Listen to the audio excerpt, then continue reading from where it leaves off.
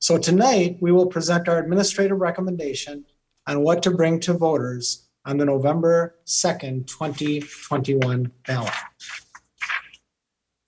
So before we present our recommendation, we want to review what brought us to this point. And these are the areas on the slide there that we will cover in our presentation. First, a reminder of who we are as a school district. We have a long and proud history of providing strong educational programs, a talented, caring staff, and a shared vision of excellence. We are also fortunate to have decades of generous and reliable financial support from the community, which has enabled us to meet the educational needs of our students and their families. We also work hard to be good stewards of our taxpayers' dollars and to be financially transparent and credible. And a couple examples are we recently received the Certificate of Excellence for Excellent Comprehensive Financial Reporting, demonstrating our commitment to financial transparency and accountability.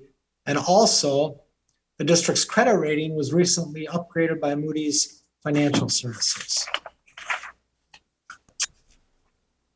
Some recent reasons we are proud include that our staff really worked well together to respond to the COVID-19 pandemic. And we're so proud of how staff, students, and families have made this year work despite all the challenges. At the district level and in all our school buildings, we've maintained connections with families and have even built, in some cases, stronger relationships with some of our families who weren't as engaged in more traditional outreach activities. And while we missed our face-to-face engagement over the last year, technology has allowed us to innovate and make the best of a difficult situation. Some families tell us they've never been so engaged in what their students are learning or as connected with their students' teachers. Of course, we're so proud of the remarkable learning spaces that we've been able to build for students and teachers thanks to the investment made by our community in the 2017 bond referendum. Those funds, which must be used exclusively for capital building projects, have resulted in some of the most advanced learning spaces in the state. And as we near the end of the construction, we're happy to say we remain on time and within budget. Many of the investments to our facilities allow us to better prepare our students for high demand, high wage jobs and post-secondary learning opportunities. At Roseville Area High School, we've been able to develop our Raider Career Pathways program, which connects students with businesses right here in our community for hands-on learning. With that as background, let's move to our finances and the operating levy recommendation. We've been working on this levy recommendation for many months. You, the board, receive regular updates on our budget planning for the future. And these updates have included various scenarios for our operating levy renewal and or increase for discussion purposes. What to do about our operating levy has been a discussion point since November of 2019.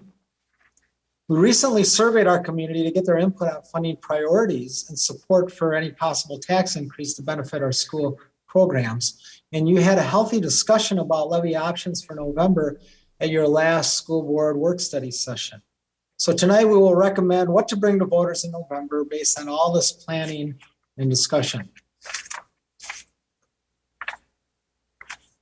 This spring, we conducted a random sample scientifically projectable phone survey with our community. Here are a few highlights that show what is on our community members' minds as they think about our schools. The final list of bullet points actually shows how parents who know our schools best rate us on some key items. So the parent percentages are in parentheses. We also asked what items community members and parents would support if additional levy funding was available. The items listed here receive support from at least 2/3 of respondents and are listed in parent priority order from most to least supported.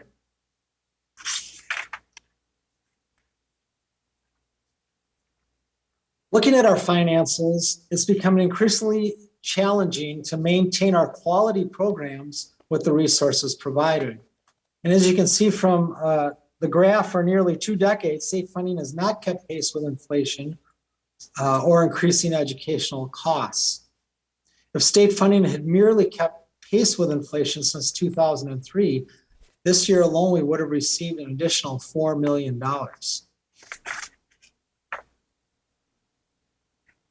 In addition to state funding not keeping pace, there's other financial pressures. Our special education programs, which are required in a very vital, important, wonderful part of our district, cost us nearly $10 million more each year than we receive. So of course, this adds to the pressure on our budget. Due to the pandemic, the federal government has provided additional funds to schools, for which we are very grateful.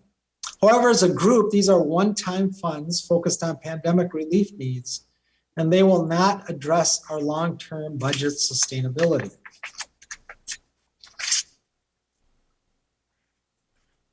Given these financial realities, we've made cuts to live within our means. To manage increasing expenses amid inadequate revenue, we have cut more than $8 million since 2013. These cuts have negatively affected staffing at all levels, student supports, and class sizes. Without additional revenue, these cuts will continue. Our second largest source of financial support is our local community through operating levies. Levies support our operating budget, enabling us to provide the staff, materials, and supports our students need. And the last time we asked our community to increase our operating levy was 15 years ago. We do our best to live within our means and only go to voters when necessary. Many people aren't aware that there's a legal distinction between different pots of monies that schools receive, in particular the difference between levies and bonds. So we had a bond request in 2017, and we are so grateful our community supported that request. It's enabled us to make building improvements all across our district. But bond funds can only be used for building projects. Bonds are for buildings. Operating levies are for learning. Levies are for learning. They support classroom instruction, teachers, and other school operating costs. Currently, our operating levy is below most of our neighboring and comparable school districts. As this chart shows, which includes other suburban East Conference school districts, and in addition, we added North St. Paul, Maplewood, Oakdale, since they're adjoin us. But as this chart shows, Mounds View currently receives nearly twice as much in per student's funds towards voter-approved operating levy as we do. So that means less funding for our schools, our staff, and our students as compared to other school districts. Our voter-approved operating levy is a critical source of funding, obviously, for us. If it isn't renewed in November, the district would lose $8 million annually. We also know that if we only renew the levy, but don't get more revenue, cuts would continue. We recommend an increase in the operating levy in addition to asking voters to renew our current levy. We recommend putting the renewal and increase as two separate questions on the November ballot and believe it is the most prudent course of action. Question 2 would be contingent on question 1. That is to say that question 1 must pass in order for question 2 to pass.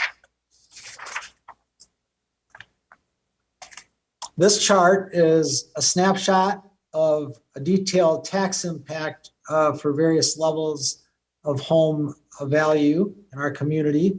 So for context, the impact, if both questions are approved, will be $23 per month on a $281,000 value home, which is the median value in Roseville Area Schools. The renewal of our levy, which is question 1, would continue to generate about $8 million per year if passed. The proposed increase of our levy, which is question 2, would bring an additional $7 million per year if passed. So if both questions are approved, the new levy would be in place for 10 years.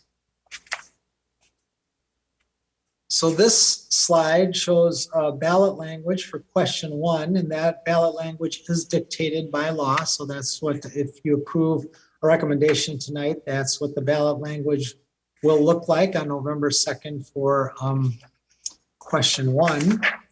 The next slide has similar ballot language for question 2. And I'd just like to point out that you can see it starts with if school district ballot question 1 is approved. And it says that because, of course, question 2 is contingent on question 1.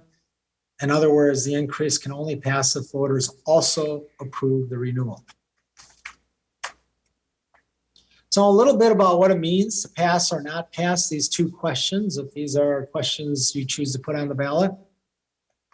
It's important to understand these consequences of success or failure of both questions. So these next slides spell out the various scenarios that are possible. So this, in question 1, passage of question 1 would help lessen drastic cuts, but we would not be able to address any critical needs. And in fact, cuts would still be needed if question 2 did not pass along with question 1 passage. If question 1 fails, we would face very significant cuts in several areas and take quite a hit on our financial health. Question 2, if that also passes in addition to question 1, and it can only pass if question 1 were to pass, we would have funds available to address some critical needs such as class sizes. We have higher class sizes than the metro averages, various student supports and academic programs. It would also strengthen our financial stability. But if question 2 were to fail, we have 3 slides that outline what would take place. And so this first slide outlines staff cuts that would be needed and the resulting impact on class sizes and lack of student and staff supports. So that's the staffing piece of question 2 were to fail. This slide outlines the program cuts that would occur as well as fee increases. And then this slide, finally, if question 2 fails, our financial health will continue to suffer, and we will continue to, as a district, to have budget cuts. So this slide summarizes our recommendation. The renewal is a no tax increase request, but if only the renewal passes, it would also come with continued budget cuts and obviously no ability to do more for our students. The increase, which can only pass if voters also approve question 1, would give us the ability to address class sizes, expand student supports and programs such as career pathways, and would provide financial stability. Our average homeowner would see a tax increase of approximately $23 per month. So school board members, to plan for your decision, we've been reviewing financial information with you for more than a year. Tonight it's time to have your final discussion, answer any questions, share your thoughts about this planning process, and then vote on this recommendation for the November 2nd ballot. We certainly appreciate your careful consideration of these important issues. Thank you.